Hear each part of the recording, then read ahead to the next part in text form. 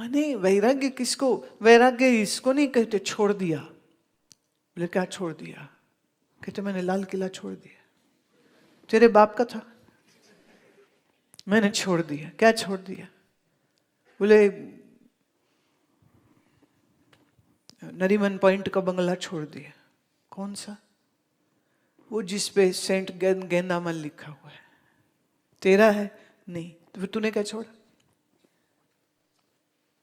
त्याग उसको तो नहीं कहते ना जो तुम्हारे पास है नहीं वस्तुएं, उनको को हमने त्याग कर दिया। त्याग किसको कहते? जो तुम्हारी थी वो वस्तु तुमने छोड़ दी कि नहीं, नहीं रखनी। इसलिए नहीं कि वस्तु बुरी है, इसलिए कि तुमको लगा कि इतनी आवश्यकता नहीं है मेरी, तो भाई। अभी ऋषिकेश में एक स्वामी जी से मुलाकात हुई। वो आईएएस ऑफिसर थे, bureaucrat, IAS officer, very good job, decent job, nice family. जिस दिन उनके बड़े बेटे की शादी हुई उस दिन उन्होंने रिजाइन कर दी। 3 मंथ नोटिस दे दिया उन्होंने सरकार को, मैं नहीं नौकरी करूंगा। पत्नी उनकी बड़ी समझदार थी, पत्नी से उन्होंने पहले से चर्चा करके रखी थी। पत्नी ने कहा ठीक है आप जाओ। साधना दोनों ही करते थे। बोले नहीं मुझे अकेले रहना और मुझे सन्यासी होना है। पत्नी ने कहा ठीक है जाइए। हिंदू शास्त्र के नियम के अनुसार अगर विवाहित है तो पति या पत्नी को एक दूसरे से आज्ञा लेनी पड़ती है। बिना आज्ञा के वो जा नहीं सकता, रूल है। और संत ज्ञानेश्वर के पिताजी बिना आज्ञा लिए सन्यास लिए थे बनारस में। जब गुरु को मालूम हुआ तो उन्होंने वापस भेज दिया। तो बोले उतार सन्यासी कपड़े, चल जा वापस। फिर वो वापस गए और उसके बाद उनके बच्चे पैदा हुए थे। संत ज्ञानेश्वर, मुक्ता, निवृत्ति, सोपान, ये 4 बच्चे बाद में हुए उनके। बोले नहीं ऐसे नहीं होता। महात्मा कभी भगोड़ापन नहीं सिखाते। इसलिए पुरानी परंपरा ये होती थी कि या तो जब गुरुकुल में पढ़ रहा है, माने पुराने हमारे जो गुरुकुल वो काइंड ऑफ समझ लो कॉलेज या यूनिवर्सिटी तो होते थे, तो वहां पढ़ते पढ़ते या तो कोई चला जाए सन्यास को और सब योग वेदांत ये वो सब वो पढ़ चुका है, गणित और इतिहास और खगोल और ये सब पढ़ चुका है, और उसके बाद वो सोच समझ के निर्णय लेता। नहीं तो 100 में लगभग 90 वो होते थे जो जाके शादी करते थे। फिर वो 50 साल तक शादी जिंदगी जीते। फिर उसके बाद कहते वानप्रस्थी करो, माने घर में ही साधु की तरह रहो। और फिर उसके बाद किसी का मन हुए तो फिर वो बिल्कुल जंगल में चले जाते। ये सन्यास जैसी जो इंस्टीट्यूशन है, ये तो मैंने कहा ना, आदि शंकराचार्य जी ने बनाई है। पहले एज ए रूल सब फॉलो करते थे। जिसकी इच्छाओं की लिस्ट सारी खत्म हो गई है, वही साधक इस ज्ञान के, इस वेदांत को अच्छी तरह से अपने भीतर भर सकता है, डाल सकता है, इसको पी सकता है, इसको जी सकता है।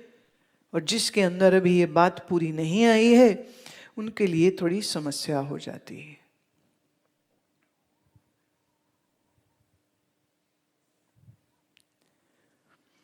अब हम आते हैं अगले श्लोक पर।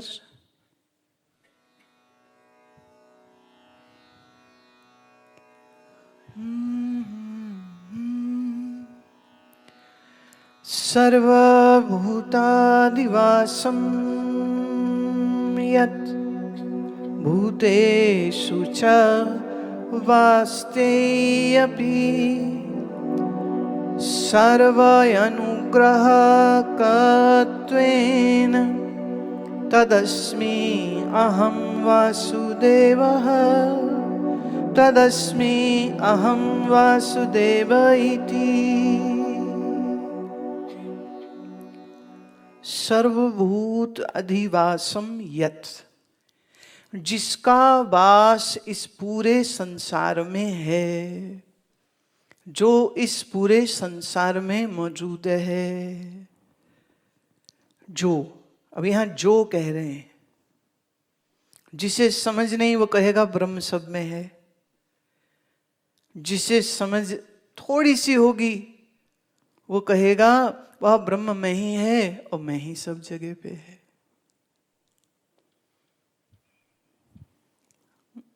दो बातें, जब आप कहें परमात्मा ही सर्व स्थान में है, तो मैं को काट लिया आपने, मैं बचा ली और भगवान सब में। पर अगर भगवान सब में हम कहा, लेकिन मैं बचा लिया, मैंने मेरे में नहीं है। अच्छा है तो फिर हम ये भी कह सकते हैं ब्रह्म मेरे में है, और फिर ये भी कह सकते हैं मैं सब में हूं। श्री कृष्ण यही कहते हैं। वृक्षों में पीपल में, नदियों में गंगा में, पहाड़ों में सुमेरु में, हाथियों में ऐरावत में, वो मैं कह रहे हैं। और उपनिषद का ऋषि कहीं कहीं वो ब्रह्म कहता है, जैसे इस श्लोक में आया, सर्वभूतादिवासम यद भूतेषु च वसत्यपि, जो सब में है। अब आपकी समझ, आप देखो, आपको ब्रह्म सब में है ये समझ है तो वही ठीक। आप और वेदांत का निश्चय अहम ब्रह्मास्मि का हो गया तो फिर मैं ही सब में हूं। श्री कृष्ण बोलते हैं ना गीता में, हे अर्जुन तू मैं ही है, मैं ही अर्जुन बना और मैं ही यहां मधुसूदन हूं, मैं ही ज्ञान हूं, मैं ही बोल रहा हूं, मैं ही सुना रहा हूं, मैं ही सुन रहा हूं, मैं ही कौरव हूं, मैं ही पांडव हूं, मैं ही युद्ध क्षेत्र हूं, मैं ही भूमि आपो अनलो वायु, मैं ही हूं।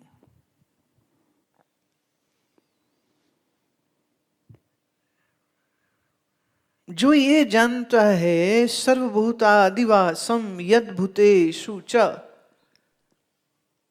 जिसको ये समझ लग गई सर्व में मैं। अब देखिए, जैसे हम मैं बोलती हूं ना, तो आपको आपकी वो छोटी वाली मैं याद आ जाती। जिस मैं के साथ आप जुड़ के जी रहे हो, जिस मैं को आप कहते हो मैं आर्किटेक्ट हूं, मैं सीए हूं, मैं बैंकर हूं, मैं लॉयर हूं, मैं टीचर हूं, मैं पत्नी हूं, मैं माँ हूं, मैं बच्ची हूं, मेरा घर वहां है। जहां आपने ये सब बोला, आप किसकी बात कर रहे हैं? देह की। आप किसकी बात कर रहे हैं? मन की। किसकी बात कर रहे हैं? बुद्धि की। किसकी बात कर रहे हैं? इंद्रियों की। अब है तो असीम, बन गया सीमा वाला। अच्छा, जैसे ही आप मैं बनते हैं ना, वैसे ही एक तू भी आ जाएगी, नहीं आएगी? तो मैं है तो तू भी है, एक मैं और एक तू।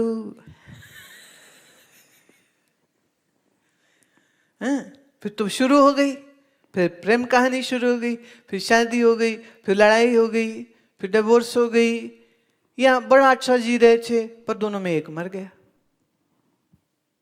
फिर मैं ही रह जाती। एक पत्नी अपने पति को कहती थी, भगवान ना करे कि तुम पहले मर जाओ, तेरी मौत मुझे आ जाए। बड़ा लविंग डायलॉग ना, रोमांस हो रहा था।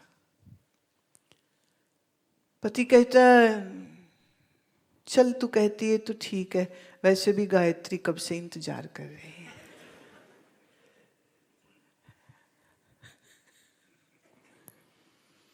अब वो सेंटिमेंटल होके निकल गया ना मुझसे।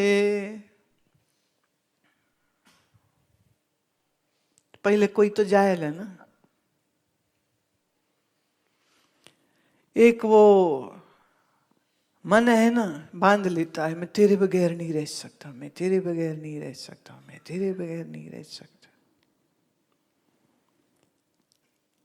कभी कभी मुझे ये लगता है कि साधु सिर्फ इसलिए हुआ जाता है कि ये देखने के लिए कि क्या मैं अकेला रह सकता हूं, कि आप अकेले रहें तो पता चले ना कि किसकी किसकी याद आती। वो मुझे याद है एक गाना बड़ा प्रचलित हुआ था हमारे शरीर की टीनेज में, याद आ रही है, तेरी याद आ रही है, याद आ रही है, तेरी याद आ रही है, याद आने से तेरे जाने से जान जा रही है, याद आ रही।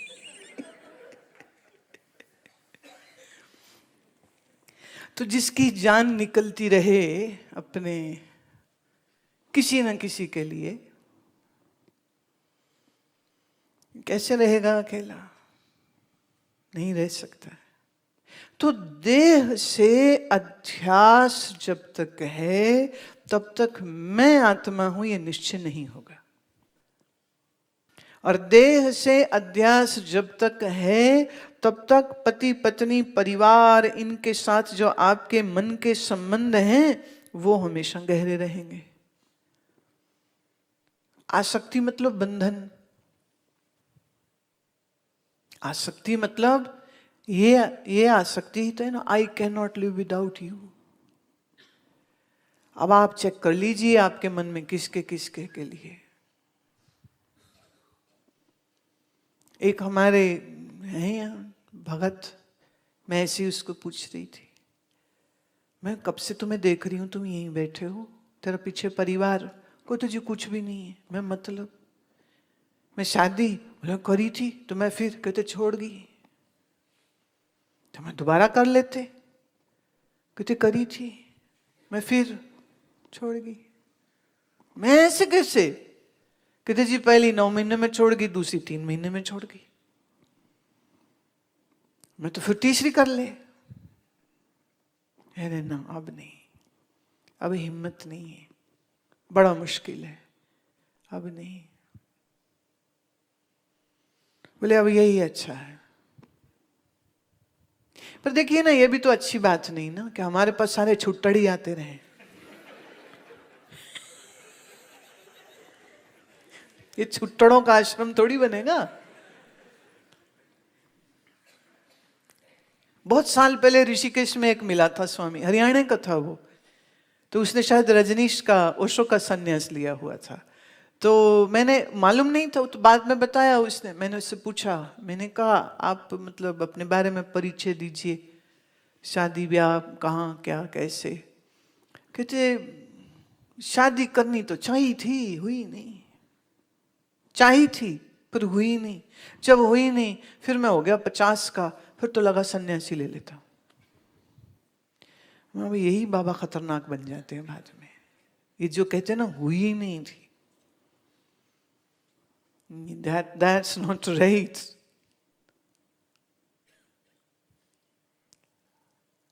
एक लड़की पूछ रही थी, उन्हें बड़ा डर लगता शादी से, आजकल शादियां टूट जाती हैं। मैंने कहा देखो शादी कर ले, शौक पूरा कर ले दुल्हन बनने का, सज संवर ले, जो भी करना पार्टी वार्टी सब हो जाए। चल गई शादी बहुत अच्छी, नहीं चली तो कोई बात नहीं, इतना क्या सोचना, इतना मत सोचो।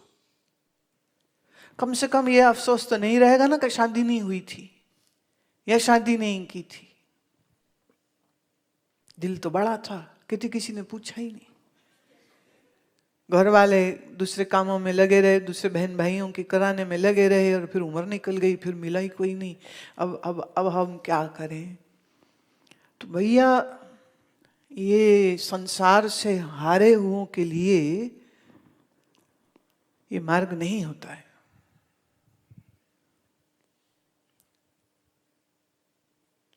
मैं शरीर से जुड़ी है तो फिर शरीर की इच्छा और शरीर की जो जो आवश्यकताएं हैं वो पूरा करने में आदमी इतना लग जाता है कि वास्तविकता से दूर चला जाता है।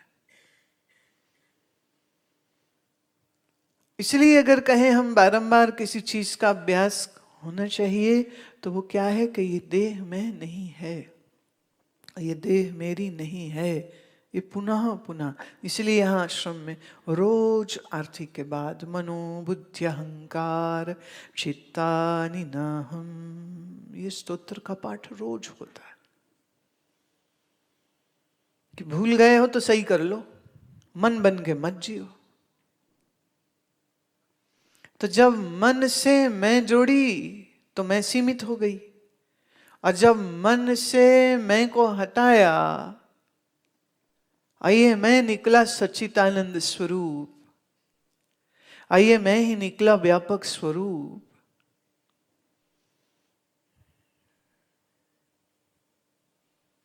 इसी श्लोक की बात यहां आ रही है। सर्वभूतादिवासम यद्भूतेषु च वसत्यपि सर्वानुग्राहकत्वेन तदस्म्यहं वासुदेव अस्मि। अहम वासुदेव, मैं ही वासुदेव हूं,